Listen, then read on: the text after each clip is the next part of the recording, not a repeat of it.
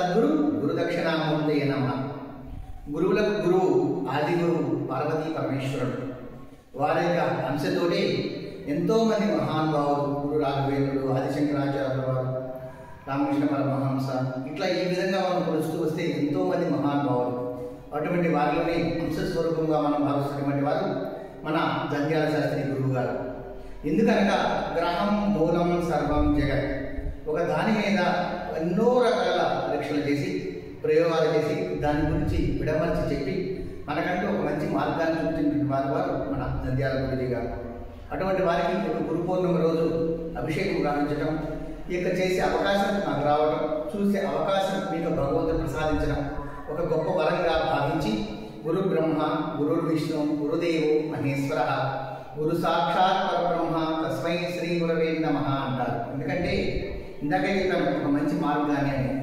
ఇక శనీశ్వరాలయం పునఃప్రతిష్ఠ చేసినప్పుడు ఎంతోమంది విమర్శ చేసిన వారు ఉన్నారు. ఏమయ్యా శనీశ్వరుడు అంటే ఏంటి అది. ఈరోజు శనీశ్వర జయంతి చేస్తున్నాం, శనీశ్వరి పూజలు చేస్తున్నాం, స్నానాలు చేస్తున్నాం, అభిషేకాలు చేస్తున్నాం, అలంకారాలు చేస్తున్నాం. వీటన్నిటికీ మూలం ఒక వ్యక్తి ఒక ఉండాలి, ఒక దారి చూపించిన వ్యక్తి. అటువంటి దారి చూపించిన వ్యక్తి మన శాస్త్రి గారు.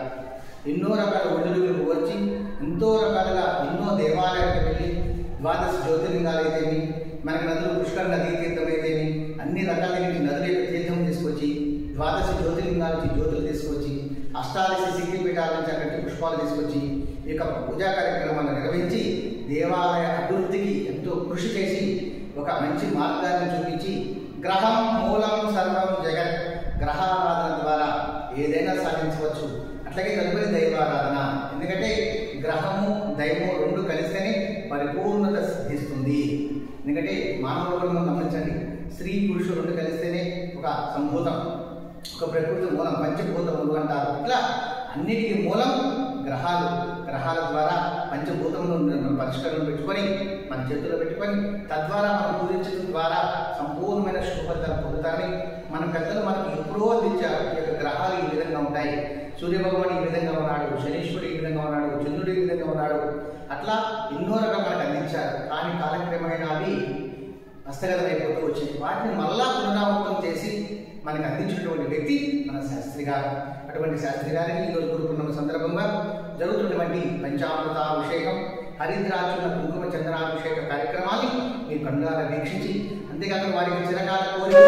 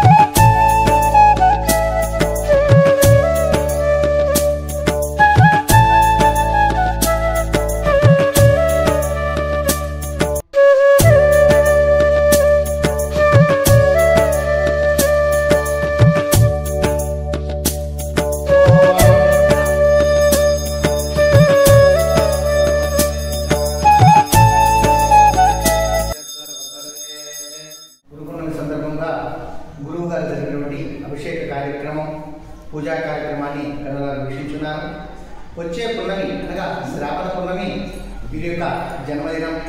ఆ రోజు కూడా మళ్ళా స్వామివారి అభిషేక కార్యక్రమాలు అయితే, అన్నప్రసాద కార్యక్రమాలు అయితే అన్నీ కూడా నిర్వహించడం జరుగుతుంది. అవకాశం ఉన్నటువంటి వారు ఆ జన్మదినం రోజు అనగా జయంతి రోజు వచ్చి గురువుని కళ్ళారు వీక్షించి గురువు కొరకు పాత్రలు కాగలరని, మన నరసింహుల దివ్యక్షేత్రం జరిగినటువంటి ఈ కార్యక్రమాన్ని కళ్ళారు వీక్షించి సంపూర్ణమైన శుభవంతాలు పొందాలని, పొందుతారని భావిస్తూ ఆయుష్మాన్ భవ అని దీవిస్తూ